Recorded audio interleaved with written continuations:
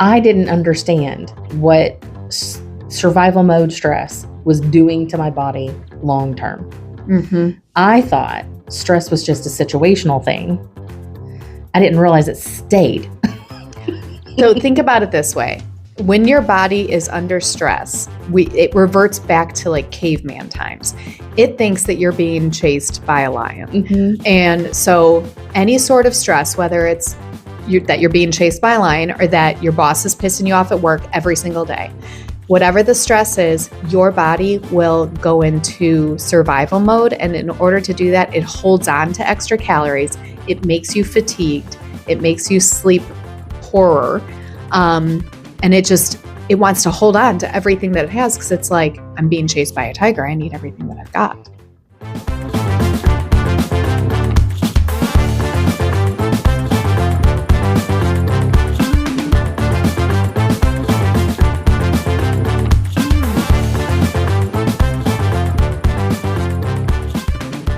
Hello, everybody, and welcome to another episode of Small Business Success Talk. I'm your host, Christy Smallwood, and here we go. We have another episode, and this time I have a guest, and I'm excited because third time's a charm with this one.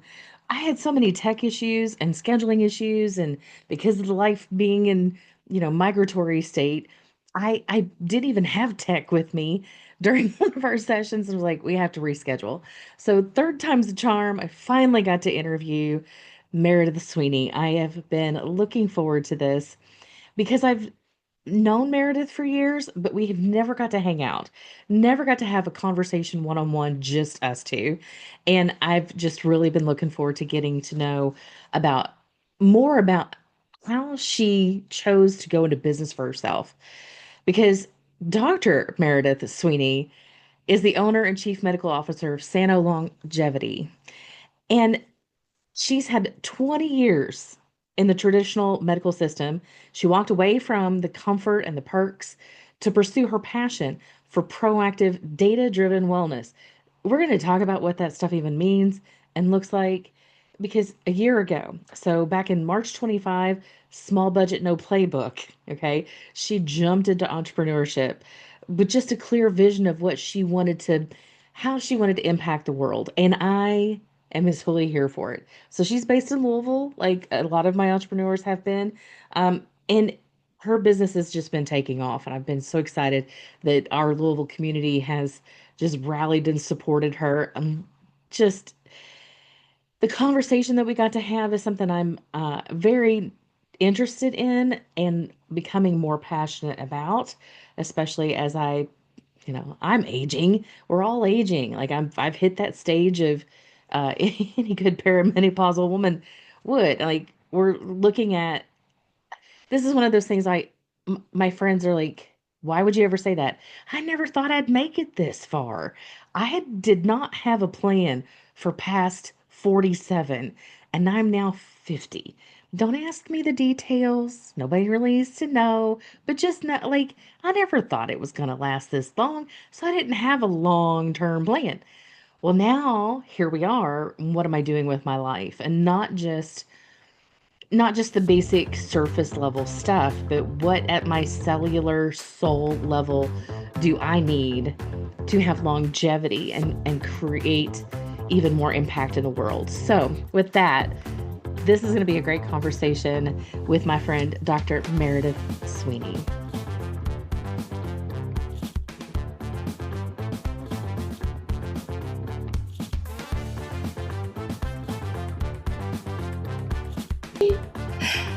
Meredith, thank you so much for being my guest on this episode. I have been looking forward to this. And I also know there's been a lot of technical difficulties trying to get here so far. So thank you for your patience. But here we are. Yes, absolutely. I want to get your background story. So your origin story, because I only know little bits from your husband. Since I know your husband. How far back are we going? We're talking professionally, like career-wise. Well, I kind of want it all. Okay. I know that you were a surgeon before all of this, yes. What we're going to talk about now. Okay. But so how did you even get into this area of focus? Okay. It's an interesting story. It's going to feel not cohesive until it does. So grew up in Chicago, knew that I wanted to be a doctor from third grade. And I don't know what happened in third grade, but that's when it was decided. And so going into college, I already knew I needed to do the things that I needed to do to get into medical school. I graduated college in 3 years and I was ready. I got into medical school and I stayed in Chicago, went to medical school there. And then this thing happens at the end of medical school where you decide what specialty you're going to go into. You interview at different programs, and then you get a letter one day after you interview, and it says where you're moving for the next 5 years of your life, in my case. Okay. And Louisville. So going from Chicago to Louisville. I got this letter on match day, and I chose to go into general surgery, which is general surgeons do everything that doesn't involve the brain or bone. Gotcha. We're trained to do everything else. So that was my chosen profession. And Louisville was a little bit down on my list. It was number 3. And number 1 and number 2 didn't end up happening, clearly. So I opened this letter and I wasn't expecting it. And I moved to Louisville.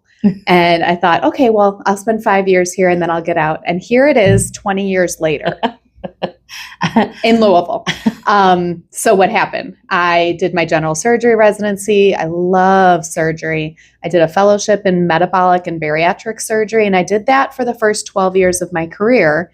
Somewhere halfway through that, I figured out that my patients needed more help outside of the operating room. So most of my job was actually spent not operating on people, but sitting with them in the office, either before or after their surgery, teaching them the fundamentals of optimizing their metabolic health to make the surgery a success. And I served in this role of dietitian, of therapist, of doctor, and I started to go down this pathway professionally where the conferences that I was interested in were no longer surgery specific, but more on metabolic health. Metabolic health is just a fancy word for how your body converts what you put into it into energy, and it is the foundation of how you age. Most of the diseases of aging and what we think of as things that we expect with aging are just metabolic dysfunction gone awry over the course of decades. Okay. So my in-depth study into metabolic health led me down this longevity pathway. And then I decided that I no longer wanted to treat the end of disease in the operating room, doing weight loss surgeries. And I didn't want to work under the traditional healthcare model where we're always just at the end and slapping a Band-Aid on things. Right. I wanted to be in the proactive side. And there was no room for that in the typical American medical system. So I left and I opened my own practice, and that's what we're sitting in now. And that was a year ago. I know we get to celebrate your year anniversary. Yeah, just celebrated a year. Yeah. So long story short, metabolic surgeon. So I did weight loss surgery, turned into metabolic health fanatic, turned into longevity fanatic. And now this is what I do. I help people optimize their health from a foundational level. In this office. So I know there was a few weeks ago, one of the things that was really one of the reasons why we didn't get to have a session, an interview, was because I got really, really sick. And when I got sick, you were like, hey, how about, like, if you're in town, I do this thing.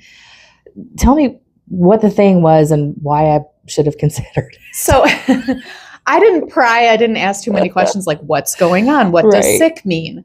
But I do one of the things I do in the office is IV therapy. Mm-hmm. And that is kind of an adjunct to my base longevity medicine. It's like the icing on the cake type of thing. It's not necessary to optimize your longevity to come in here and get IVs, but it sure is nice. And it's a treat sometimes. And especially if someone is acutely ill and they're dehydrated, they're not feeling their best, then some IV fluids and some vitamins and minerals going directly to the source can help. So that's why I asked you that question. I thought we could give you a little bit of boost and bounce you back quicker. It was one of those stomach things that was horribly going around. Yeah. Where my whole insides felt like they just came out of my mouth. Oh gosh. So I could have helped just rehydrate after the fact. So tell me about tell me some things that you do that are pro longevity and why these things now are just like, obviously you've already mentioned, so you don't get to surgery. It's like, what are the things that you do proactively now to help somebody not get to surgery? So the blood panel that I check, that's one of the pieces of evaluation, or one of the tools of the evaluation that I do on people. It detects disease years before modern medicine. So I can identify pre-diabetes simply by checking some labs that aren't traditionally checked in the medical system. I can identify inflammation that's going to cause problems down the road, and then we can work to optimize it. I can identify genetic predispositions to diseases using blood work, and then we can optimize everything that is in our control. How we age is maybe 20% determined for us, but most of this is in our hands. The foods that we choose to eat, how we choose to move our body, how we sleep, and how we deal with the stress that comes into our life, because these 4 things have to be done. We have to eat, we have to move our body, we have to sleep, and SHIT is going to happen.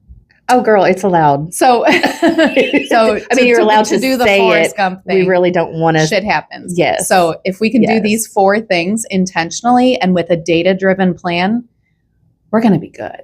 Yeah. So that's what I do. I investigate your current status of health, and then we talk about each of these 4 buckets, these 4 pathways, and they all interact, as you would expect. But we're going to clearly identify what the nutrition approach should be to set you up for success, both feeling your best now, but also optimizing for the long run, because no one's trying to run to the nursing home. No, we have to move our bodies. And so if we are exercising, we can even do that intentionally in ways that's going to optimize us for the long run. And the same thing with shit, dealing with it. At the cellular level, if we're constantly in a state of stress and we're not managing our lives very well. I'm over here just having a reaction just because I know that's been, before we even started the recording.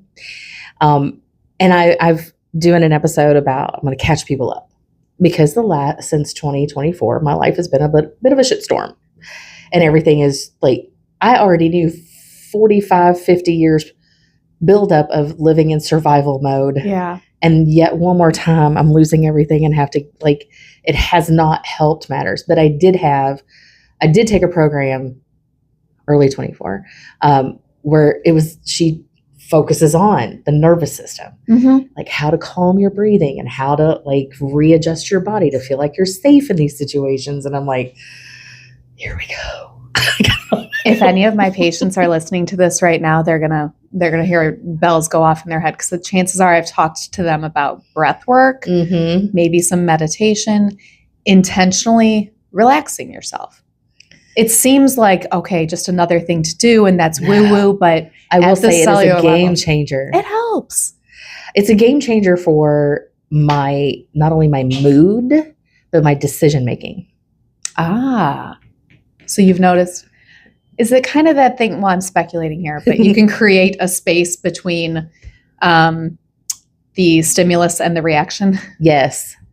And because I've always talked to people about, are you responding or are you reacting? Mm-hmm. And this is that point between where I just stop. So I know what I need to respond. I've already initially reacted and I don't like it. Mm-hmm. So because I just finally one day said, that's not how I want to experience this. Yeah. I don't want to wake up creating narratives in my head about things that happened 10 years ago and nobody else gives a shit but me.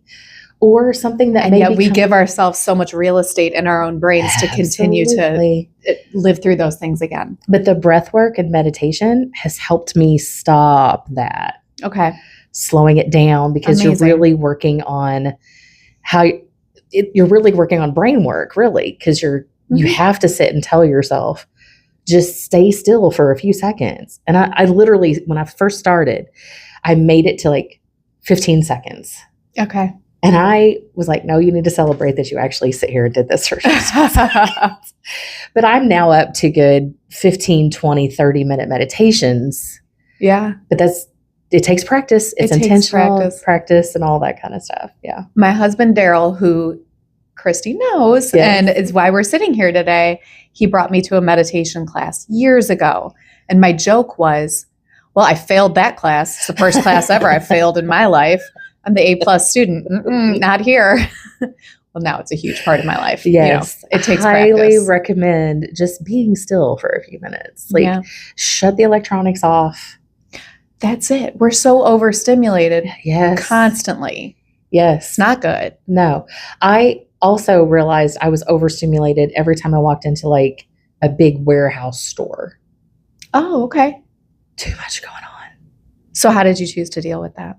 I have now realized, I'm like, oh, if I could have just breathed a little bit while I was walking through there, right, it would have been better. But as things happen, like you just, in certain situations, people like me, I didn't realize I had a touch of claustrophobia until 2020. Thank you, COVID. Yeah. I didn't realize that spaces like that close in on me really fast. Okay. And then I didn't understand that, oh my God, I don't feel safe. And that's why I'm like, can't breathe. But once you get that awareness, you can then take back a little bit of power over it. It's totally an empowerment thing too. Yeah. So I love even just that aspect. So tell me more about like if I were to walk in, I walked in. Hello. And I'm bringing all my shit with me. Yeah. What does that process look like? So we're going to sit down and we're going to talk for quite a while. This is not your typical doctor's visit. I'm going to get to know you, your history, what your goals are, both short-term and long-term, what your daily life is like. I'll ask people to go through their day from the time they wake up until the time they go to bed, how they're feeling, when they're eating, what that nutrition usually looks like, when they have stressors, what their work day is like. I'm going to get all that information. Also, we're going to draw blood. We're going to do metabolic testing. We're going to do a body composition analysis. We're going to do VO2 max testing, which is the number one predictor of longevity. So all of that, and then I'm going to collect all that data, and I'm going to come back to you about a month later or something, and we're going to sit down and go through everything and say, here's where your data points we need to go from a nutrition standpoint, from an exercise standpoint, how we need to be optimizing our sleep. And then if there's issues in the stress area, we'll talk about that as well. So I take all that data, we put together the plan, and then we get into it and we get started. We get the ball rolling. Some people are like, I'm going to take all this information, I'm going to do it tomorrow.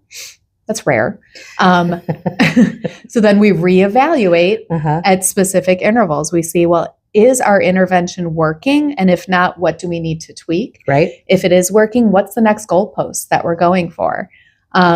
So that can involve retesting. It can involve more blood work. It can involve just sitting here and talking and getting an update. That's how I work. That's what it looks like to become a longevity patient. Nice. So this podcast obviously is for small businesses, and there's a lot of entrepreneurs out there who probably don't put their self-care as a priority over business or family. So what would you tell people like me that I need to say it to myself? If I'm being completely honest, this whole entrepreneur journey that I've been on for the last year and being a business owner, whereas I used to be a W-2 hospital employed surgeon, get my paycheck every 2 weeks, benefits are paid for. Now I flip the script. This is quite exhausting. And I have developed rituals myself where I'm intentionally telling my family, this is my alone time. And I never needed that before, but I need it more so now as a small business owner and intentionally taking time for myself so that I don't completely burn out. So every morning, the family knows not to bother me for that first hour. I do my things, my meditation, my readings and journaling and things. So to answer your question, well, let me circle back to your question. You have to put yourself on the calendar. We put everything else on the calendar.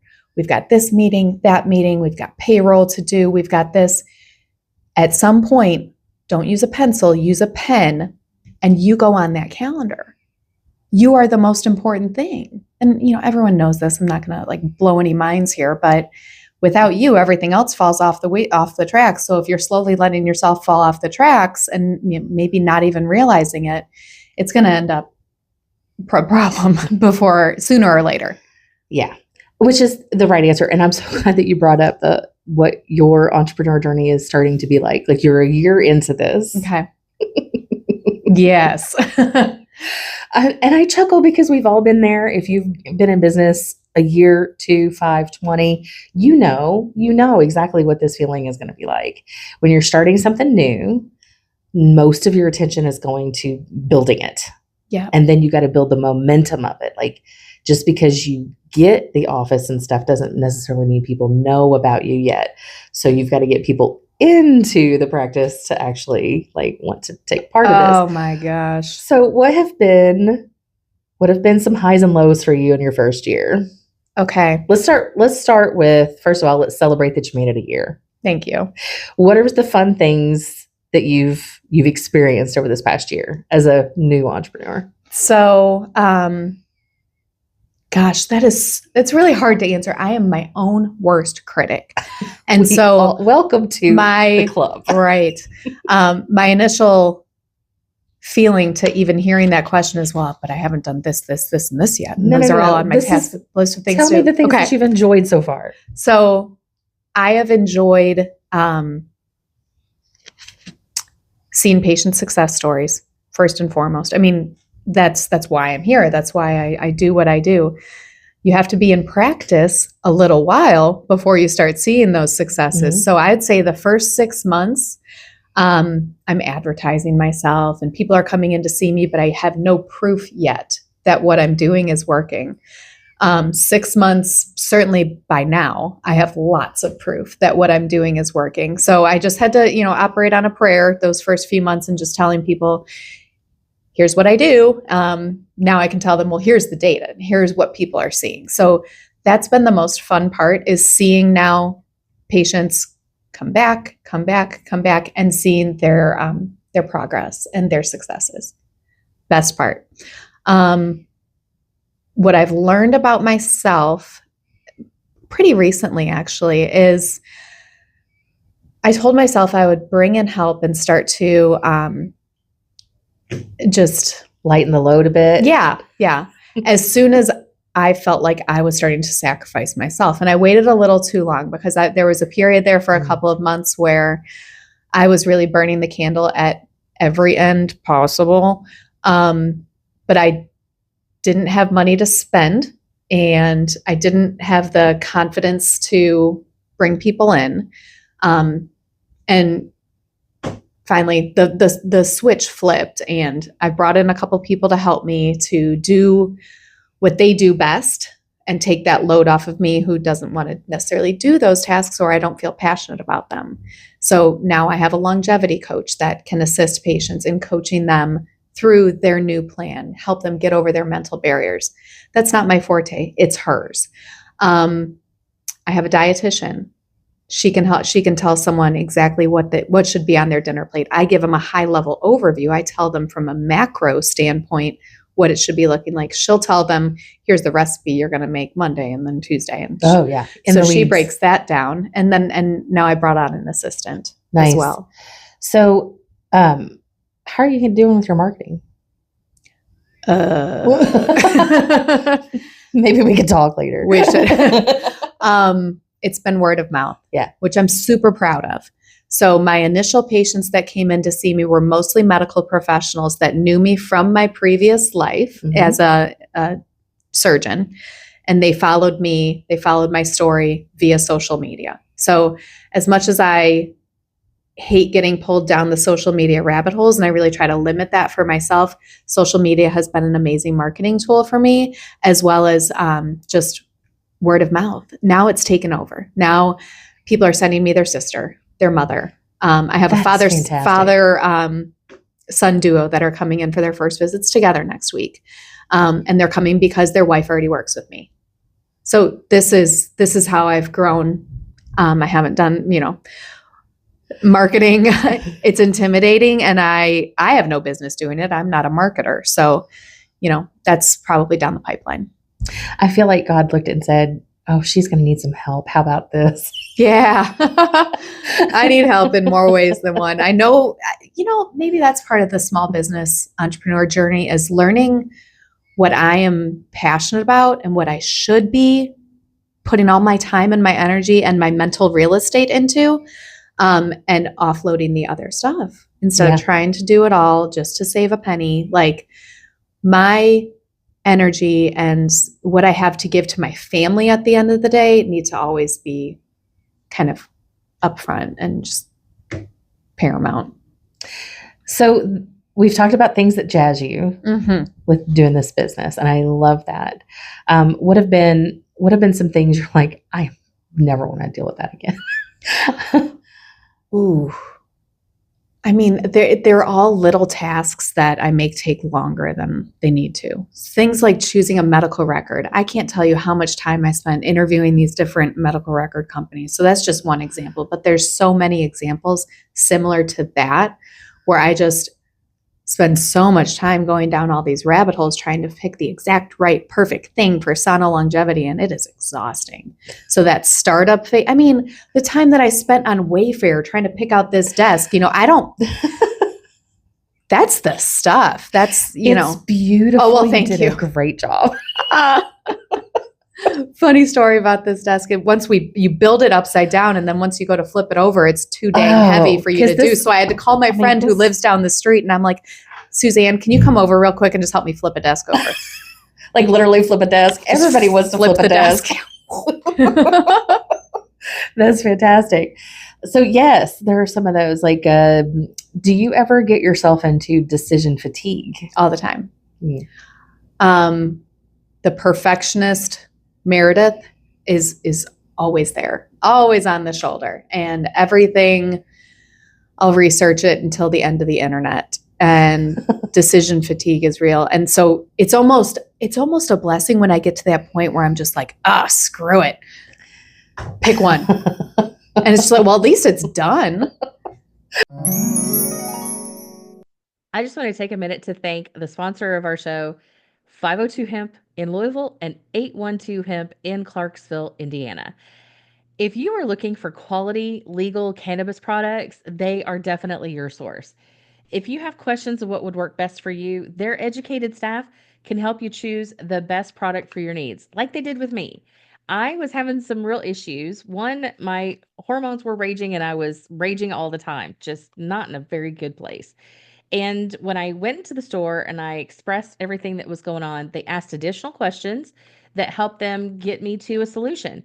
And the solution meaning better sleep at night, my inflammation's lower. I have been able to just be a better quality of life with my whole mental attitude because these things work great. My preference is the Maria products. That is a special blend that 502 Hemp owners have created themselves. And I use the Ultra Spectrum CBD gummies, the blood orange. It's 1,000 milligrams.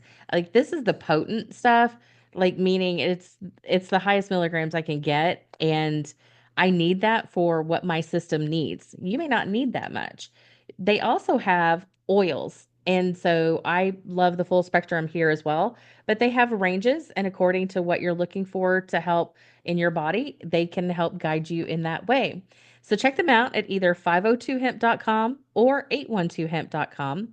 Or if you're driving by, stop in one of the stores and they will absolutely be able to help you out. There's no need to wait for a medical dispensary to open. They have safe, reliable products now. And if you stop in a store, tell them Christy sent you, they'll give you 15% off. And not only that, but if you order online, 502hemp.com or 812hemp.com, and you put in that discount code of success, you'll also get 15% off. So check them out today. And I very much appreciate them being a sponsor of Small Business Success Talk.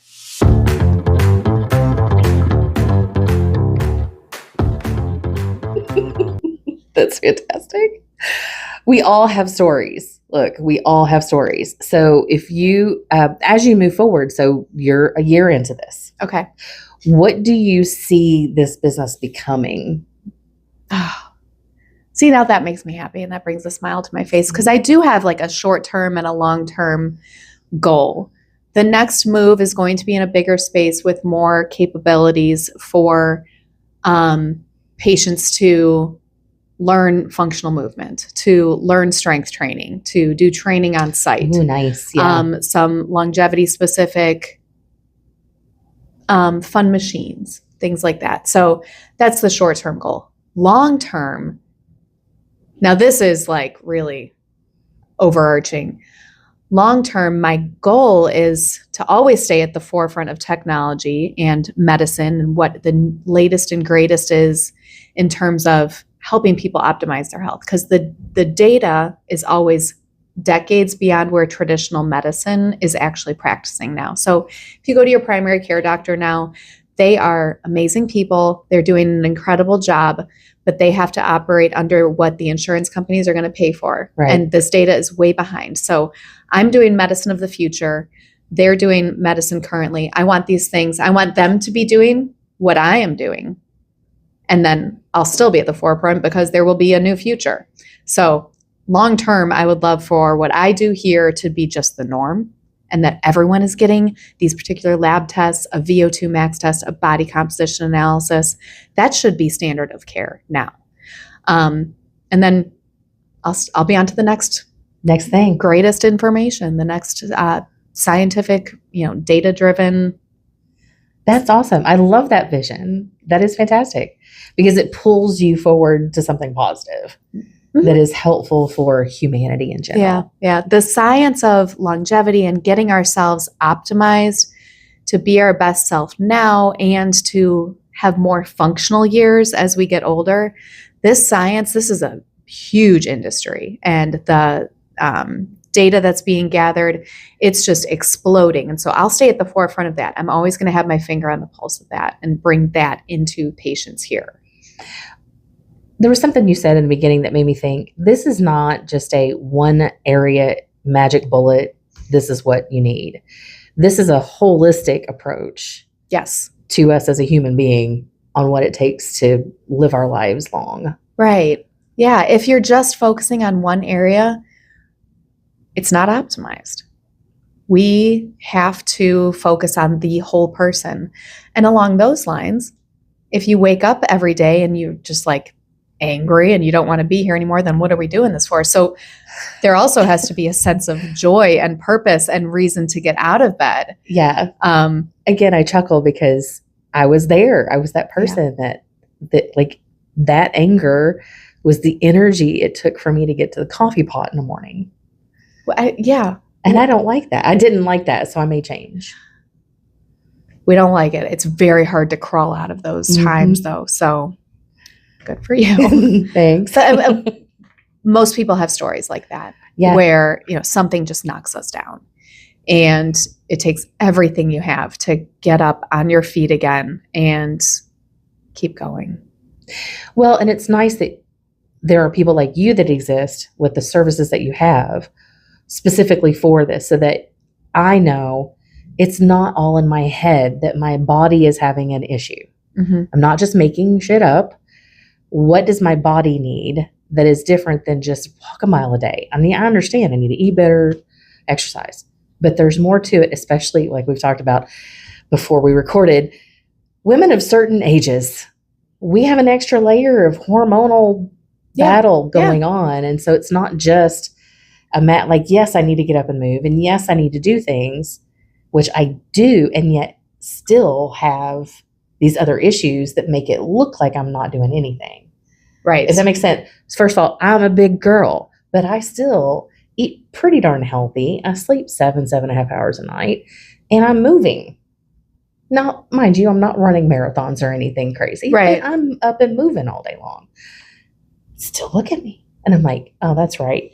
High stress. Nice. So this is back to the breathing stuff and getting my body to actually feel like it's safe, understanding survival mode versus all these other things. Like even that, which seems so woo-woo, is part of the overall holistic care that we need for ourselves. And I'm a doctor that listens and doesn't blow people off, because what is going on in your body, you are the only one that is the expert in. And so I have to listen to you. And everything that you're feeling and you're experiencing is real for you. So don't let anyone blow that off. And then we need to address it.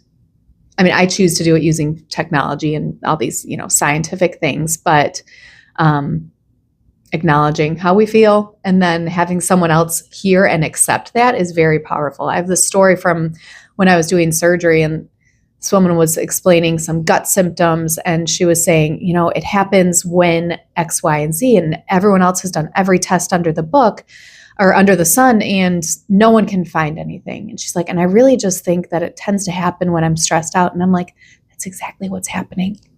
And I couldn't fix it for her, but she needed to hear that what you're feeling is real. And she got better because she could acknowledge it. And, whenever a handful of years ago, when I first started this kind of a journey, I didn't understand what survival mode stress was doing to my body long term. Mm-hmm. I thought stress was just a situational thing. I didn't realize it stayed. So think about it this way. When your body is under stress, it reverts back to like caveman times. It thinks that you're being chased by a lion. Mm-hmm. And so any sort of stress, whether it's that you're being chased by a lion or that your boss is pissing you off at work every single day, whatever the stress is, your body will go into survival mode. And in order to do that, it holds on to extra calories. It makes you fatigued. It makes you sleep poorer. And it wants to hold on to everything that it has because it's like, I'm being chased by a tiger. I need everything that I've got. Yep, it sure does. Yeah. And sleep. When people have issues with sleep and they're not getting good sleep, the same thing is happening. If they're getting, let's say, sleep apnea, we'll take sleep apnea as an example. If you're waking up even subconsciously so many times a night because your body's having trouble breathing, you are under stress the entire night, your body will not let you lose weight. This is how I used to tell my bariatric surgery patients or my patients here that want to actively lose weight. If you're not sleeping well, your body won't lose weight as easily as it would otherwise. Fact. So many different things just in our body. Okay. You have been, like, one of the things I pull out of people on this show is I love to know who has influenced you. Like, who's been, like, we cannot do what we do in a vacuum. So who has inspired you or influenced you in life in general? It doesn't have to be specifically in your industry, but just to become the best version of Meredith that you can. Who has influenced you the most? Oh, man.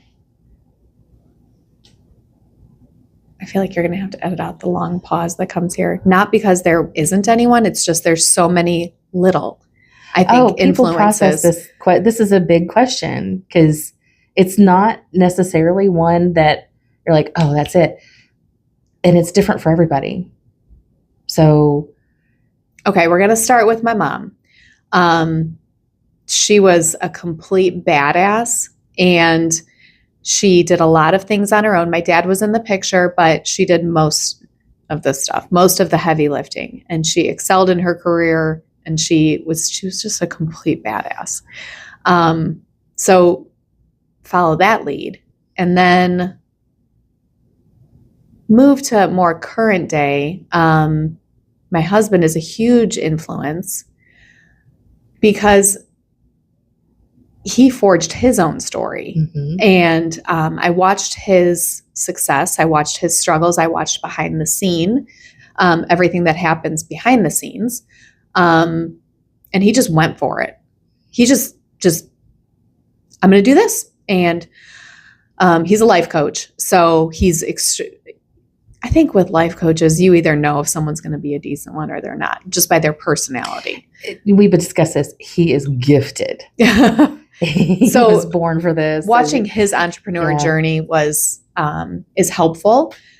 Now, at the end of the day, we are also a married couple. And if I'm going to ask for advice from someone, or if he's going to offer unsolicited advice and I'm not in the right mindset, I'll be like, okay, you shut your mouth.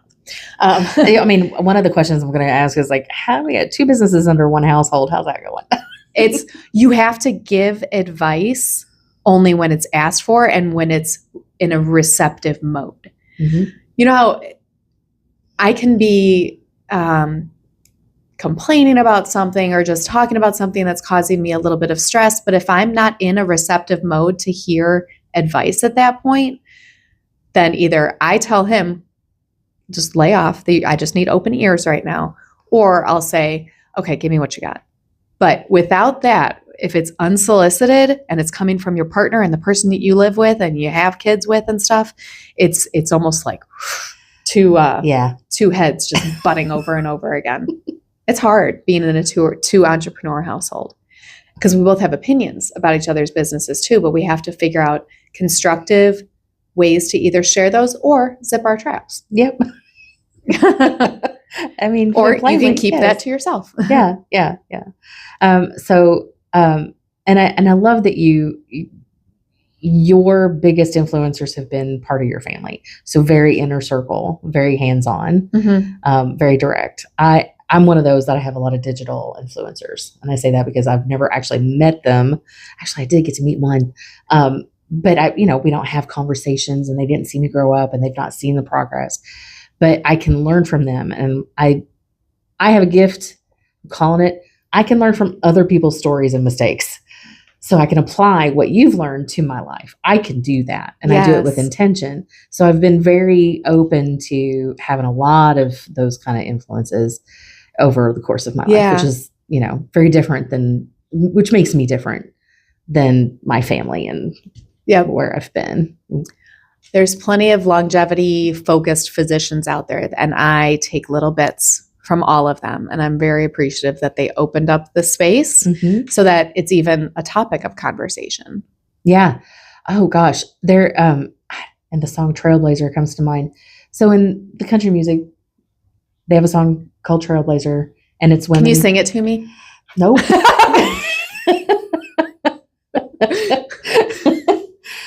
No, because it's Reba McEntire and I'm not even trying. I feel like if I just whipped out a guitar from back here, it would Lainey Wilson, like there's amazing voices and I'm not even going to try because I would totally butcher it. But it is talking about those women who come before and have trailblazers because you've been there, you've done that. Thank you for creating the space. Yes. For us to walk in that path. I'm so glad that you said this. There are, at least I can count on one hand, female physicians that have blazed their own trail here locally that were mentors to me, whether they know it or not, during the early stages when I was like just thinking about doing this. I went and had coffee with people I'd never met before and hearing a little bit of their story and getting that little push that I needed, like, okay, she did it. And yeah, I'm really thankful for those ladies. Yeah. And you don't realize it until you start to pay attention. There's a lot of things we don't realize until we pay attention to all of that and how it actually fuels our own hopes and dreams and actions. Right. I feel like I need to write thank you notes as soon as we stop this because it is so important. I hope that I can give that to other women. You will. You do. You're on that track. Okay. Yeah. You got this. Okay. So as we wrap up the episode already, I have one question I ask everybody. What does success look like for you? I just sat and thought about this recently. It was towards January, and here we are in the end of March. I was realizing that I was getting a little bit burnt out with entrepreneurial business owner side of all of this. And I realized that my old definition of success for myself no longer worked because that was defined as the surgeon I had. So then now I was left in this kind of nebulous area where I'm venturing into a new career. I'm making it up as I go. And I'm a perfectionist by nature. So what is that new definition of success going to be? And I wrote it out in 3 different areas. I said family, spiritual, and financial. And I wanted to define these things very clearly so that I could stop trying to chase something that wasn't even necessary. Oh. Because we always want more. We're a culture of more. And you get something and it's not good enough. And in my bariatric surgery career, I've reached an amazing level financially with my schedule. And then I gave it all up. Somebody just went, what the hell was she thinking? Yeah, my husband was probably that person. So without getting too personal, because this is a little bit too personal to share, but I defined each of those areas. Spiritually, I wanted a closer connection with God. So I spend more time intentionally in the Bible with God every day. Family-wise, I wanted to be able to separate business Meredith from mom and wife. And for me, success looks like just having those little moments with my family and being able to appreciate them and turn off the business stuff and have family dinner and take a trip together, hopefully, and be able to go to all the soccer games, go to all the hockey games, travel for the travel hockey. So success there looked like everything that we're already doing, but just being a little bit more intentional about shutting off professional Meredith while I'm doing those things. And then professionally and financially, I set new goals for myself for the next year, and I defined what those numbers are. I defined what the patient base is. I defined where I wanted to see patients get to. Like, they have their own goals. Don't get me wrong. I'm not trying to cringe on that, but just, so I defined those three things for myself, and that allowed me to have peace of mind going into this year saying, okay, yep, here we go. Well, fantastic. All right. So as we, again, wrapping this up, any last advice for us entrepreneurs out there that to really get us to pay attention to what longevity could do for ourselves as we run our businesses? Put yourself on the calendar. Take your time for yourself. Schedule your workouts. Schedule your intentional relaxation time. This is as important as any business task that you have during the week. Very good. I love it. Meredith, thank you so much. Thank you, Christy. Appreciate you. Thanks.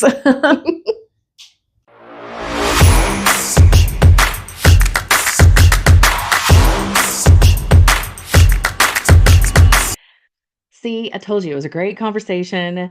It's always fun. I always have fun with all of my guests to be able to learn more about their business and what their passion is and how they got there, the origin stories. And I love that they share the challenges and the learning lessons that they've had to be able to help all of us just know we're not in any of this alone. And even when you're starting from scratch or you're starting fresh, brand new, there are things that you enter into this entrepreneur journey knowing you don't know things. And as time goes on, you learn that there's still more things that you can always learn. And so just walking through her facility, it's cool. And it seems so simplistic, and yet it's so intricate. I don't even know how to explain it really, but it was really good to walk through the facility. It feels good. And now I'm like, "Ah, okay, what do I need to do for myself to be able to tap into what she's talking about even more and get like the full body workup and the whole nine yards?" If you are out there and you're an entrepreneur and you are like me, that sometimes you hit that wall, or there's some chemicals in your body that's just totally out of whack, or you've done all of the things that they've told you to do, which is eat right, work out, nothing's working, that like your sleep is off or whatever, find your Dr. Meredith Sweeney. If you are local, go to her, get that initial figuring out where your body really is, and what is it, where do you want that to end up. I know for me, I now have a new goal of I want to be more like Betty White and Dolly Parton as I age. I want to age not only gracefully but boldly, just continue to live my life out loud as I step into new days every new day. So with that, thank you Thank you for your attention for this episode of Small Business Success Talk. I'm going to invite you to continue the conversation as we, make the most comments, subscribe, follow, all of the good stuff. And in fact, you could subscribe to our emails. We're going to start being consistent with sending out notifications when new episodes hit as well. So be sure to be an email subscriber, follow along, all the good things, share with your friends, and I will have another episode for you that is going to be really awesome. And we're going to dive deep into sales and marketing on the next episode of Small Business Success Talk.